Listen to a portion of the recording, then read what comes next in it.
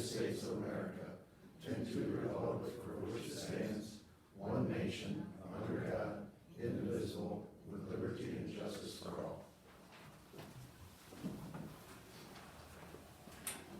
Roll call here. Mayor McCann. Present. Vice Mayor Watkins. Present. Councilman Reinhardt. Here. Councilman John. Here.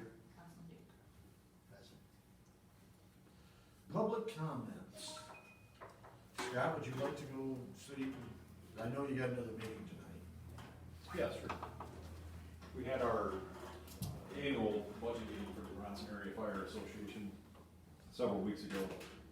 One of the items of discussion was the safety net ambulance, which I spoke about at your last meeting. And the fire board wanted me to come to each governmental entity that makes up that fire board and kind of give an overview of the program so that we can hear any concerns or answer any questions that any of the township boards or the city council may have. And so what we did after the last the budget meeting is we had a meeting with all the medically licensed firefighters, and there's 12 of us. And we wanted to talk a little bit more in depth about it and get their opinion before we decided whether to move forward or not as a fire department. First off, I'd like to start by saying that this is not a life care issue. It's not a local issue. This is something that's going on across the entire country. We are in a public safety emergency nationwide right now, both with police, fire, EMS, dispatchers. There's not enough young people coming into those lines of work to replace those that are leaving. And the pandemic certainly didn't help with that. What we do right now is we run all Priority 1 medicals in the city of Bronson, Gilead, Noble, Bronson, and Bethel townships. Priority 1s are potentially life-threatening. And we also run full arrest anywhere within the fire district, which would include all of those areas in Madison and Batavia as well. We also run anywhere in the Bronson Fire District where the 911 dispatcher thinks that we're needed, or if Life Care's crews request us. So it's automatic in 4 of our 6 townships, which also includes the city. And then the 2 to the north is optional for the dispatchers and the ambulance folks, whether they need us to go or not. So at the meeting, we talked about the concerns of the firefighters, if they thought we should move forward with this or not. And the answers were similar enough that I could categorize them. So we had one of our responders that was concerned about burnout due to increased time commitment. He was also worried about increased liability and availability for fires when we were out on medical. So if we were out tied up on a medical and we got a fire call at the same time, we had enough personnel to do that. 2 of the firefighters, their concerns were, is it the right time? Because right now, in order to do this, you have to have an EMT on the ambulance. There's only 3 EMTs, myself, Kenny Stutzman, and Mariah Cutler. Mariah lives distant from town, so she's not readily available for that. That puts a lot on Ken and my shoulders. Ken's 80 years old now, and I have a bad back, so we're not going to be out lifting up patients by ourselves. So that was some of the concern as well. You know, during the daytime, Ken and I run 90% of those calls, 95% of them, just the 2 of us. So that was certainly a concern. And the majority of our medical first responders is the level underneath EMT. We do have several in town, but the majority of them live outside of town. So again, we have personnel that are licensed, but they're not right here in town. The ones that live in Noble and Gilead townships, if we have medical calls out that way, they just drive direct to the scene. But when we're in the city or north, they don't really become key players because of their geographical location. 3 people said that we should do what is best for the community. That's why they joined the fire department, to help the community. This is a community need, so they were all on board for that. And another 3 of the responders said that we should try this out for all these reasons mentioned. Yeah, for 6 months as a trial period. After everybody had their opportunity to express their concerns and ask questions, we took a vote. And I'll back up just a second. We had 2 representatives from Tri-Township Fire over in St. Clair County, and they've been running this program for several months. So they were there to answer any questions that the firefighters had about how it works, what kind of call volume there was, and that type of stuff. So the vote was, there were 8 that voted yes, that wanted to proceed with this. 1 person voted no, and we had 2 which were neutral. They were okay either way with it. Then I had asked if any of our MFRs would be interested in becoming EMTs so that they could help out with this program. And we had 5 of them that said that they would probably be interested in that.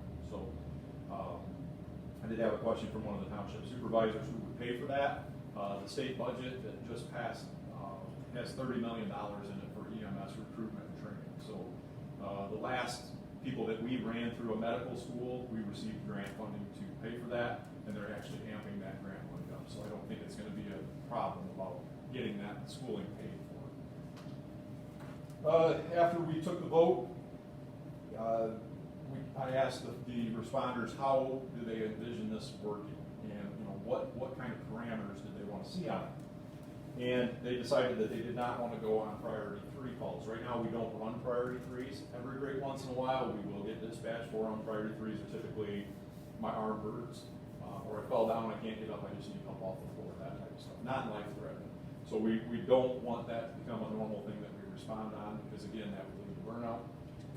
We would not respond to calls outside the Bronson Fire District. For example, if Coldwater, if their ambulances were all tied up and there was no one available and another medical came in, we're not going to leave Bronson and go to Coldwater for that.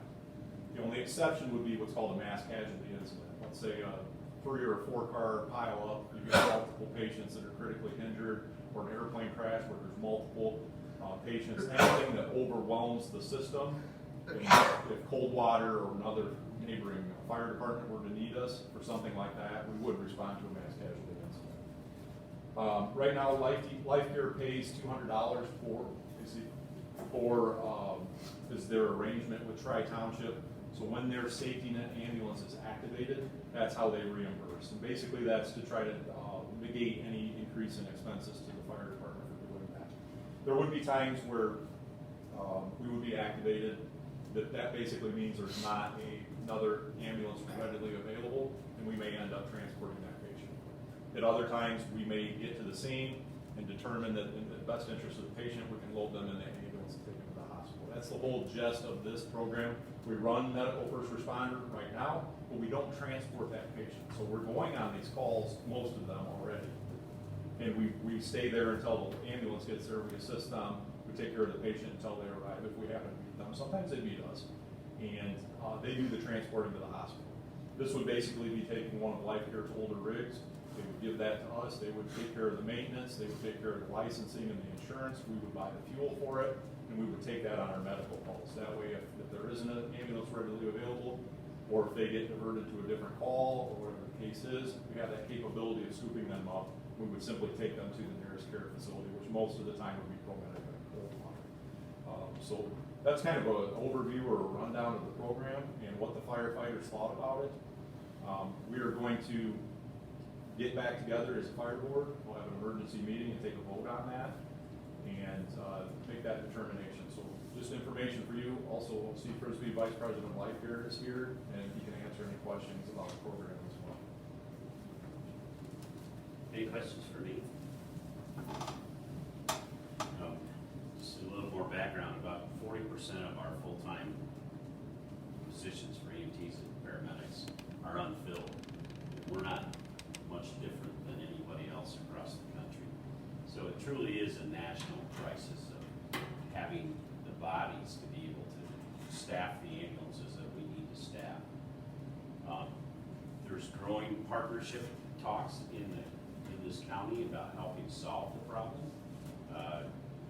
Chief and myself and a few others across the county met probably about 5 weeks ago now, and the county is interested in putting ARPA funds into training programs that would help develop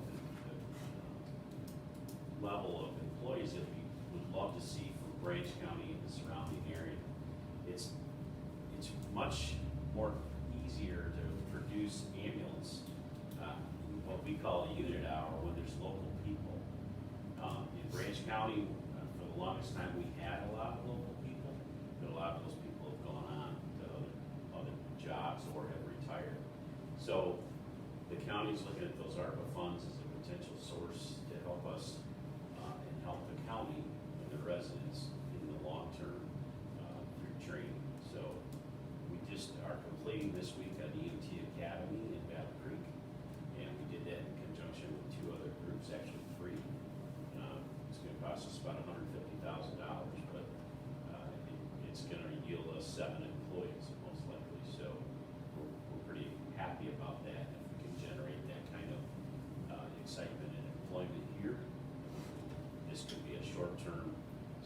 medium-term kind of solution as we get back, hopefully, to something around normalcy. This would be a great partnership. Yeah. I think this would be fantastic. How long would it take for to move those people up to that point where? So I think we can make it work with what we've got now. If Ken or I or Mariah aren't available, if 2 MFRs are on the ambulance, and it was something where we felt that we needed to transport immediately, we could always call the doctor at the ER, because we're working under their license, and ask for permission to transport that patient. That's a possibility. That's not something we want to rely on. But kind of as Steve alluded to it, and I failed to mention, this is not something that we want to do as a fire department from here on out. This is something that we want to do to support Life Care until they can get the personnel that they need to go back to what it was before the pandemic, before this shortage of workers. If we can support them, because quite frankly, they have not charged a surcharge in this county. They are not subsidized in any way, shape, or form currently. And that may have to change so that we can get personnel back to what we need.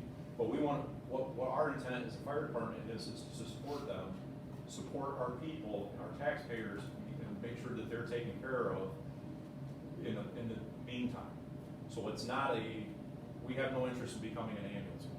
We simply don't. But if we can help for 2 or 3 years until the situation gets better, I think we're willing to do that for sure. So. Steve, I'm gonna ask a couple of questions, and it's not for me, because I've been involved in this at the beginning, but it's so the council understands. Sure. You're not gonna back off on your ambulances coming to Brunson because we have a safety net. No, you're actually kind of in a good spot, right?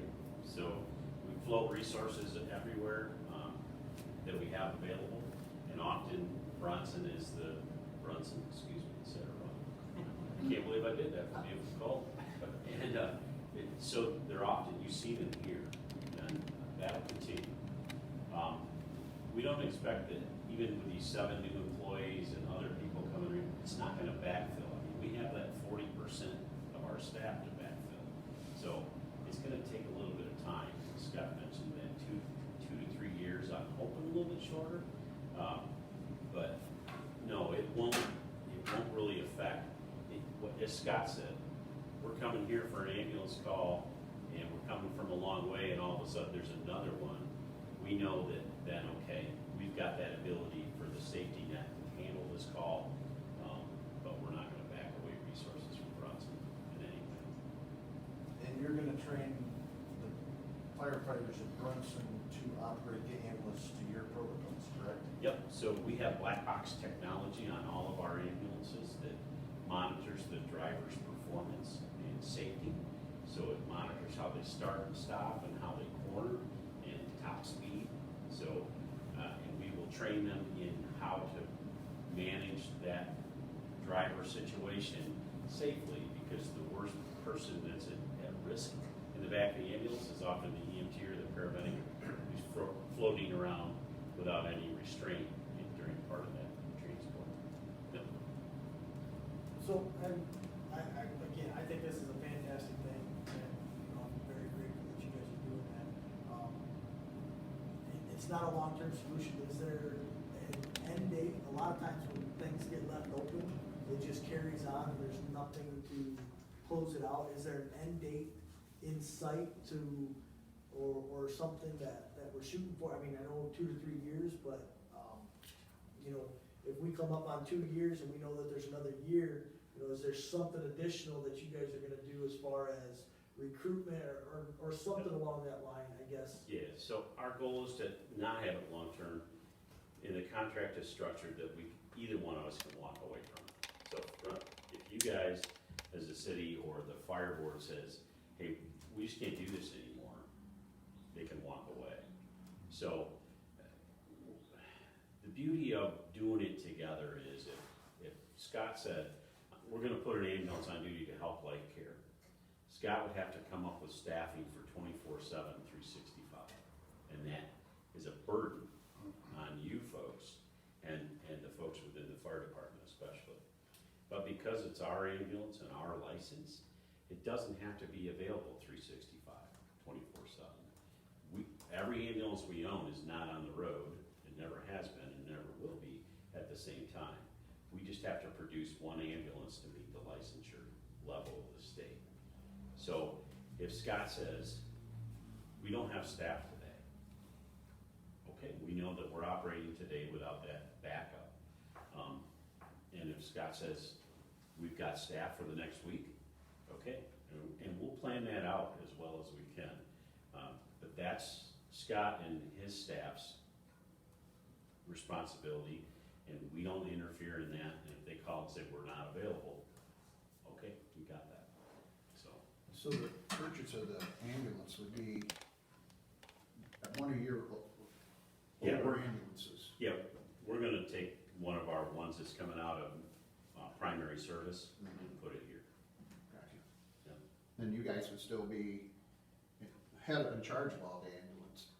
All- Yeah, they'll get dispatch authorization, they'll have to come through our dispatch center, because they know where all of our resources are in 3 counties, or 4, so that'll help, and help coordinate all that. I think it's fantastic. So we appreciate your support in it.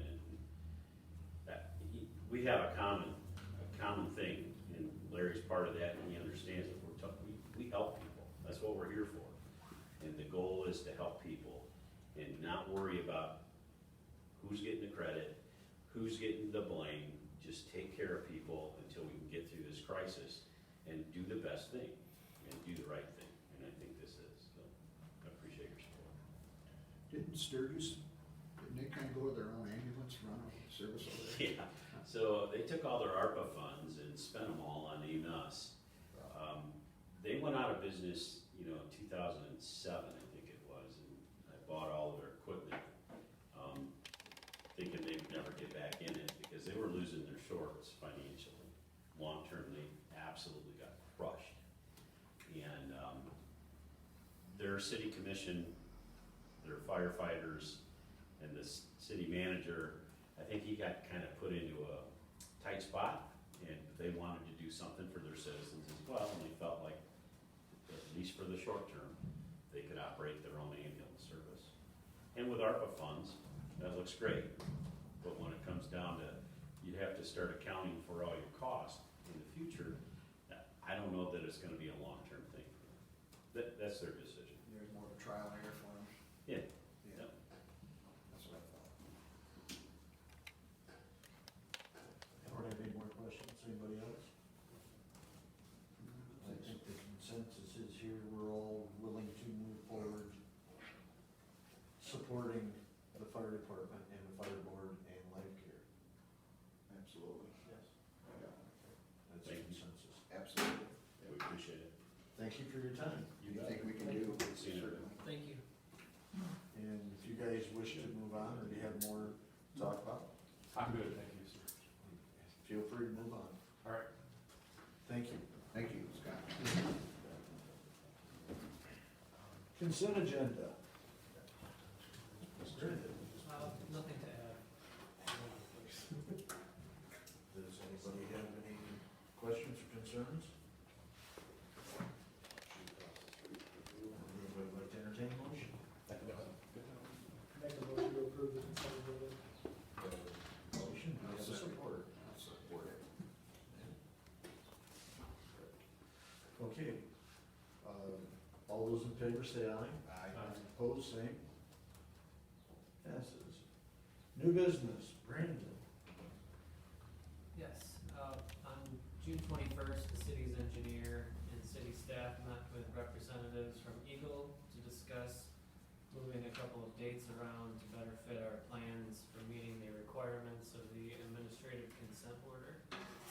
Eagle agreed to our recommended changes and adjusted deadlines to allow for us to address the inflow and infiltration problems in 2 phases. As instructed at our previous council meeting, this agreement is being presented to you for approval.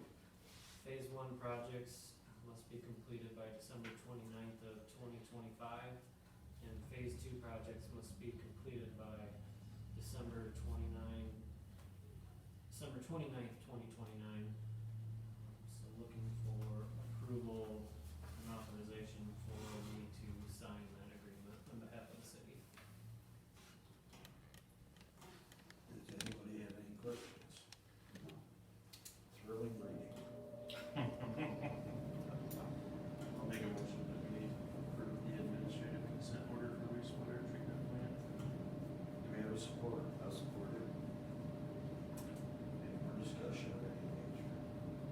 favor, say aye. Aye. Opposed, same. Passes. Approve engineering proposal for the administrative consent order. Brandon. Thank you, Mayor McCon. As part of the administrative consent order, the city will need to submit a corrective action plan, which is the next step on the timeline of required documents, and will be due January 15th, 2023.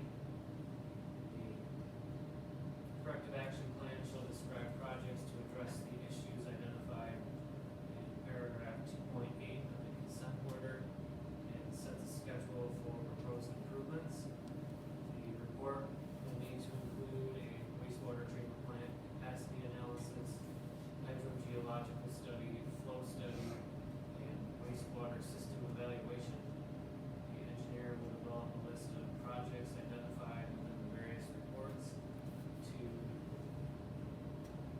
develop a plan and updated estimates for the work, and work with the city's financial advisor to develop a plan for paying for the projects identified.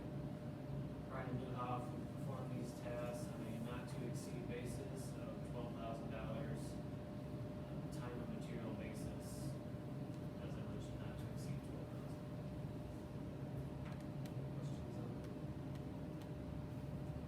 Questions? I'd like to entertain a motion. I'll entertain a motion to approve engineering proposal for administrative consent order. No support. Any more discussion? All those in favor say aye. Aye. Opposed? Approve engineering for drinking water revolving loan fund. Brandon. Thank you, Mayor McCon.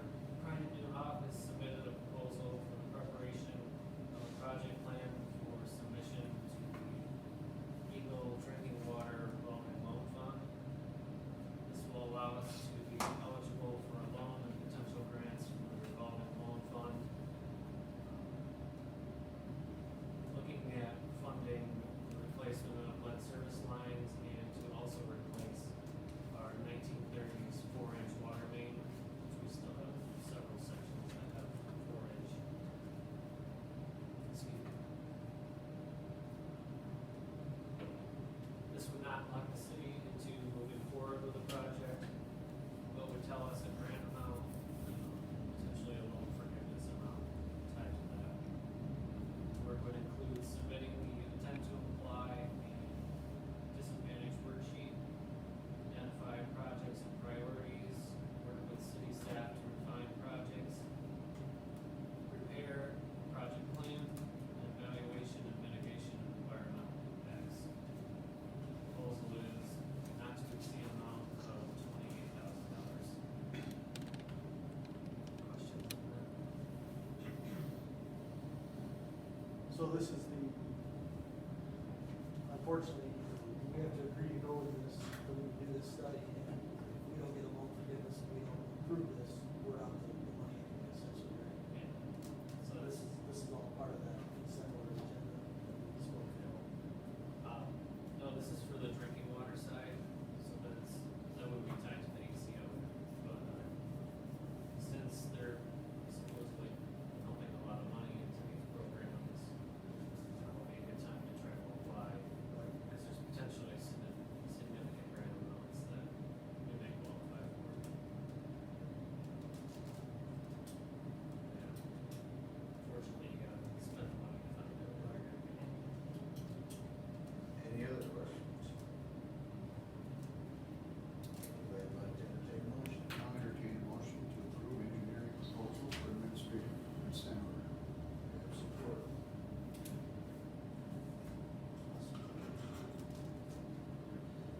Motion and support, all those in favor say aye. Aye. Opposed?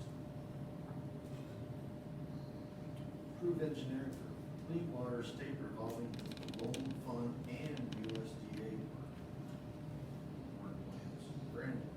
Thank you, Mayor McCon. Brian Newhoff also submitted proposals for preparing work plans and applications for the USDA Rural Development Loan and the Clean Water State Revolving Loan Fund. These will both be for sanitary sewer improvements that will be necessary due to the administrative consent order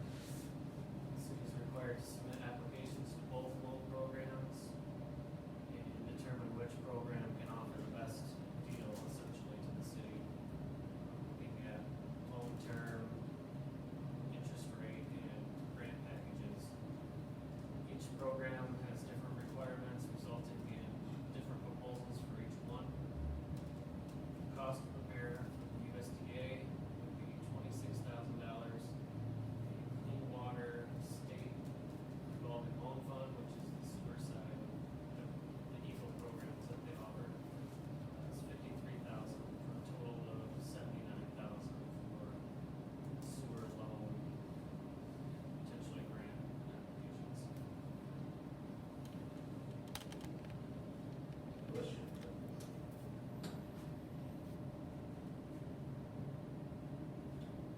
Questions? Anybody like to entertain a motion? I'll entertain a motion to approve engineering for clean water state loan fund for state work. Have support.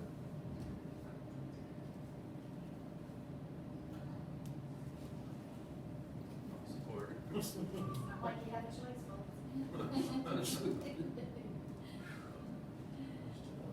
Nobody likes it. All those in favor say aye. Aye. Opposed? Now something more from City Hall parking lot, cemetery resurface. Thank you, Mayor McCon. The city received pricing to crack fill, paver patch, and flock seal the city hall parking lot, and to seal coat and flock seal the cemetery access drives. Excel Paving submitted a proposal of $21,950 for city hall and $5,550 for the cemetery. And Excel submitted a proposal of $8,046. Branch County Road Commission submitted that's for the city hall, $4,200 for the cemetery. So they're both the lowest price for both locations. Would recommend approval of the proposals from the road commission. Any other questions? How do you guys all feel about that? They've done good work for us. I think you would say the road commission's always done something for us. Yeah, they've done a good, real good job. So there was an issue with a couple of streets last summer due to some bad product, and they're gonna be fixing that for us. In fact, they've redone our parking lots before. if I Yeah. remember right. Yeah. You're in now. They're pretty busy, so they like to get in and out. Everybody's been, Any other questions? Would like to entertain a motion? I'll entertain a motion to approve city hall parking lot cemetery resurface. Must support. With Branch County. With Branch County, yes. How do you get it out quick enough? All those in favor say aye. Aye. Opposed? City staff comments. I have nothing. Well, we've got Polish Days coming up next week. I just wanted to let remind everybody, citizens and those coming to town to visit and partake, to be patient with the road closures and detours, especially during the parade time. It's can be really pretty chaotic with all the traffic and whatnot. But we just want to everybody be patient. We'll get you through, and everybody have a safe and good time. Thank you. City manager comments, Brandon. Thank you, Mayor McCon.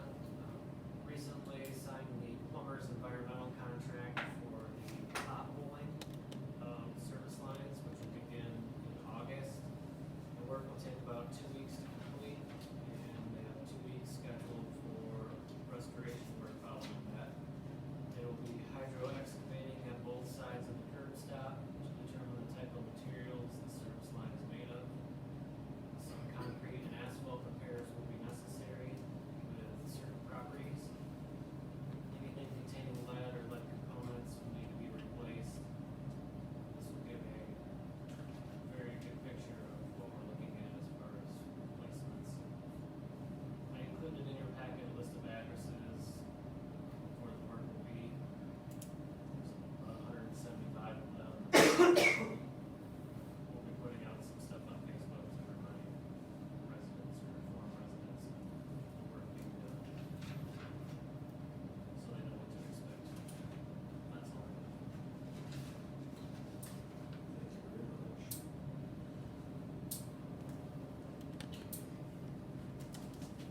staff comment, or council comments.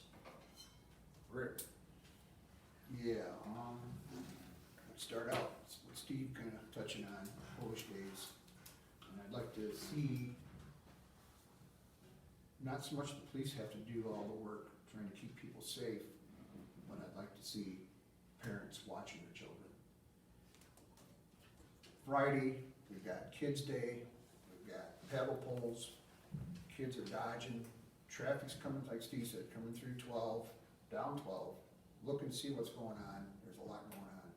And if we could get kind of out to the parents, hold your kids' hands when you're crossing 12.